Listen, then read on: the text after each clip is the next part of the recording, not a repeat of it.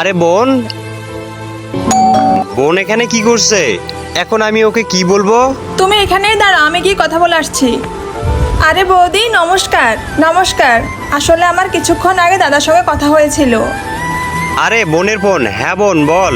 আসলে দাদা, রাহুলের চাকরি চলে গেছে আর রিকের স্কুল ফিস দেওয়ার টাকা নেই, তাই যদি কিছু টাকা সাহায্য করতি। তোমার বোনকে যদি একটা টাকাও দিয়েছো না, তাহলে আমার থেকে আবার কেউ হবে না। আসলে আমি নিজেই নিজের ঋণ শোধ করতে পারিনি। আর তুই তো জানিস আমি একটা ব্যবসা শুরু করছিলাম, সেটাও ভালোভাবে চলেনি। আমার থেকে তো দাদার বেশি টাকার প্রয়োজন, তো সেজন্যই আমি মায়ের এই চুড়িগুলো দাদার জন্য এনেছি। আরে দাদা, তুই? তোকে এই চুরিগুলো দেওয়ার কোনো দরকার নেই। একটু আগে তুই যে আমাকে ফোন করেছিলি, আমি যা যা বলেছিলাম সব মিথ্যা কথা। যে আমি ঋণে আছি, আমার কাছে কোনো টাকা নেই, ওই আমাকে বলেছিল এসব বলার জন্য, না হলে আমার এসব বলার কোনো ইচ্ছা ছিল না।